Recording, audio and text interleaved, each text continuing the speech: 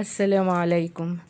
هعمل لكم النهاردة. أنا عملت الكحك السادة بس في واحدة حبيبتي من المتابعين طلبت إن أعمل لها الكحك بالعجمية، فأنا عملته عشان خاطرها. آه، دي المكونات الكحك والعجمية. أنا كتبت لكم المقادير في أول الفيديو. معايا هنا كيلو دقيق جميع الاستعمالات أو المخصص للكحك والبسكويت. معايا معلقة صغيرة خميرة فورية. معايا معلقة صغيرة ريحة كحك.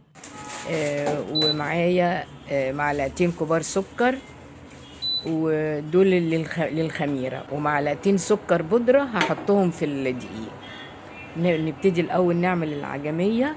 هناخد 3 معالق كبار سمنة، طبعا يفضل تكون سمنة بلدي. دي سمنة اللي أنا مسيحاها، الزبدة بقري وأنا مسيحاها، ف3 معالق. ونضيف ليهم معلقتين، كل المعلقة تكون هرمية يعني تكون مليانة من الدقيق. ونقلب على نار يعني هادية متوسطة، ما تكونش عالية، لغاية ما أشم كده ريحة الدقيق بدأ يتحمص. طبعا لازم نقلب كويس ونفك تكتلات الدقيق دي خالص. اما ابتدي اشم ريحه الدقيق احط معلقه سمسم. انا كنت حاطه في المقادير في الاول معلقتين كبار سمسم، معلقه جوه الكحك احطها على الدقيق ومعلقه للعجميه. ونقلب اما نحس ان بدأ لون الدقيق يتغير هننزل بالعسل. العسل هنا كوبايه 200 ملي. البرطمان اللي معايا دوت 250، فانا خليت منه يعني تقريبا كده قيمة قيراط في البرطمان. ونقلب. وبعد بس طبعا ما نزودش في التقليب علشان العسل ما يتكرملش معانا. وانا سبته برد وكسرت جوز هنا او عين جمل بلهجتنا المصرية، ونعجنه مع العجمية. انا بديت اعجنها لما بردت. نبتدي هنا ننخل الدقيق. انا هنا استخدمت دقيق الضحى. ننخل الدقيق.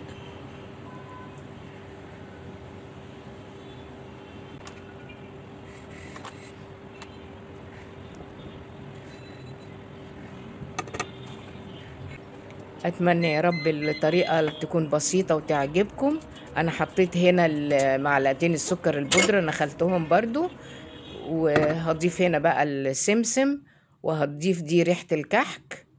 ريحة الكحك دي اللي انا عاملاها في البيت وانا في الفيديو اللي فات وقلت لكم طريقتها. ودي معلقة السمسم.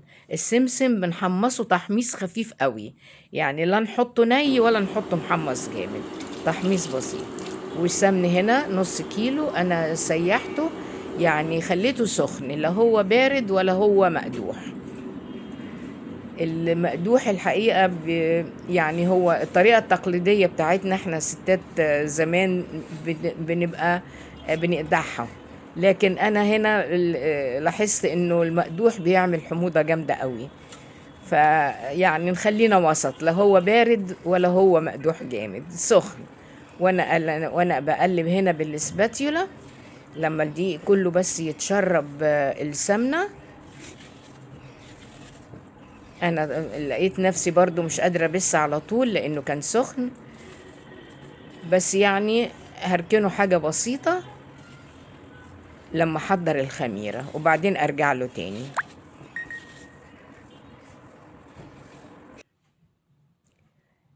هنا انا عندي حاطه في الميجرنج كاب دوت 150 مللي، يعني كوبايه الا ربع. انا هبدا بكوبايه الا ربع وهنشوف هل العجينه هتحتاج معانا ولا لا. حطيت معلقتين السكر الكبار ومعلقه صغيره الخميره. الحقيقه هنا انا مكتره السكر، يعني هو مش كتير قوي السكر، بس يعني بحب الكحك يبقى فيه من قبل ما نحط السكر البودرة، بحب يبقى فيه طعمه مسكر شوية. ابتدي بقى هنا ابس انا طبعا ركنت الخميرة على جنب. ابتدي بقى ابس الكحك.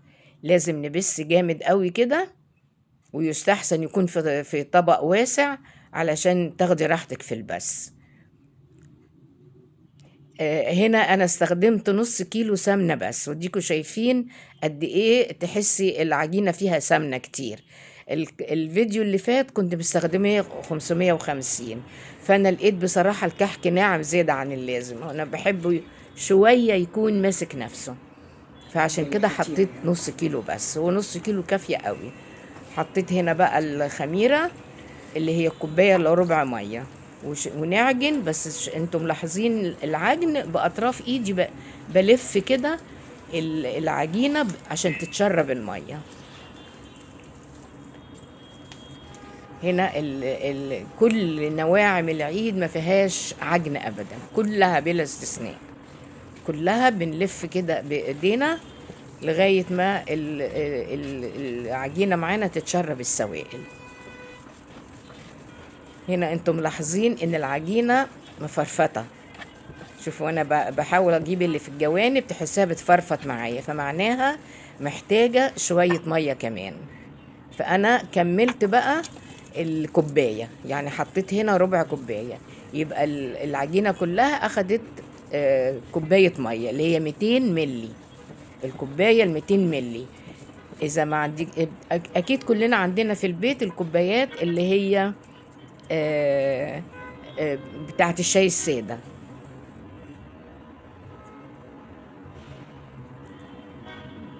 هنا لقيت لما كورت قطعة من العجينة لقيتها شققت.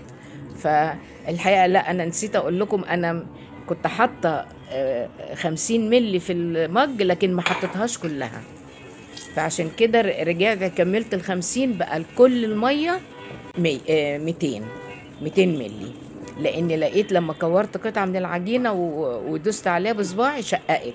طالما شققت يبقى محتاجة شوية مية كمان، فأنا كملت بقية ال50 ملي الزيادة. فكنت حاطة في الأول 150، وبعدين حطيت في الكب، شوفي هنا بقى مفيش تشقق فيها كده تمام.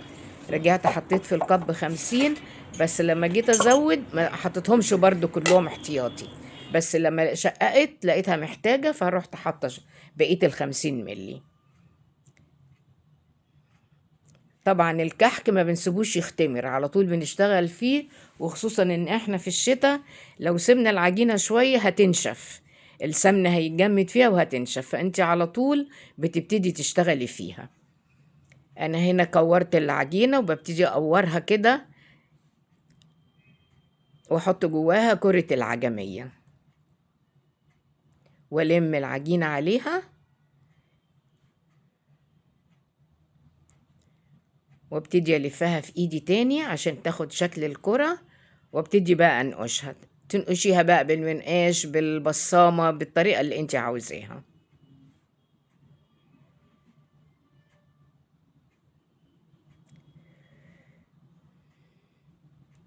عايزة اقول لكم ملاحظة على المنقاش يا بنات، اوقات في مناقيش وديت كانت موجودة عندي في الاول بتنتش في العجين، بس نتشتها في العجين دي العيب مش في العجين، العيب في المنقاش نفسه. عشان تضمني ان المنقاش ينقش لك كويس ما ياخدش العجينة معاه وهو طالع، تمسكي المنقاش كده وتبص للناحيتين السنون بتوعه، السنون لازم تكون متطابقة مع بعضيها، لان انا لاحظت المنقاش اللي بينتش انه ناحية يعني ملوحين، السنون مش قصاد بعض، فبينتش العجينة. انما لازم المنقاش الحقيقة دوت انا جايباه لسه جديد، فرعيت وانا بشتريه انه لازم السنون تكون قصاد بعضها بتوع الناحيتين علشان يطلع لي النقشة حلوة وما ينتش العجينة مني خالص.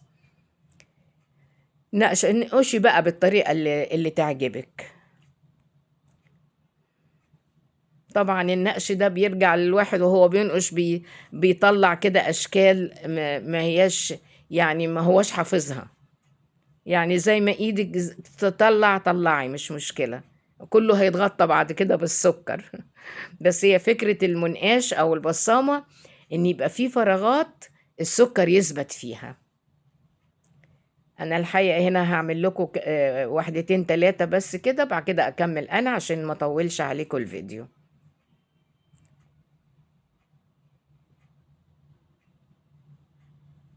اتمنى يا رب الفيديو يعجبكم، وما تنسونيش في اللايك لو عجبكم الفيديو، و... وكومنت كده حلو منكم زيكم تشجعوني على الاستمرار في القناة. وإن شاء الله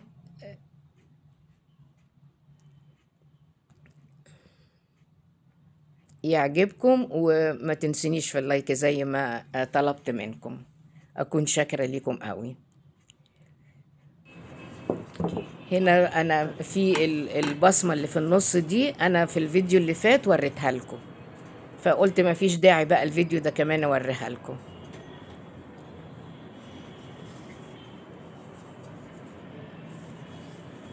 انا الحقيقه بحب اعمل الكحك صغير مش كبير، لانه الكحك تقيل في حد ذاته، فما بحبش ان حد يمسك الكحكايه يقطم منها قطمه ويسيبها بتترمي حرام. انا هنا استوى، فالحقيقه انا مش بحب اسكر الكحك كله، بحب اسكره وقت يوم العيد ان شاء الله، كل سنه وانتم طيبين، وقت التقديم، علشان لو سكرته كله دلوقتي بيشرب السكر وبيبقى شكله مش حلو. فأنا سكرت بس كده كام واحدة علشان أوريها لكم لما بنفتحها. جميلة العجمية جواها قوي، وناعمة، والعجمية طرية وجميلة. وإن شاء الله حبيبتي اللي طلبت مني الكحك بالعجمية يكون عجبها الفيديو وتنفذ الوصفة إن شاء الله. شايفين العجمية طرية وجميلة إزاي؟ انا هنا بحب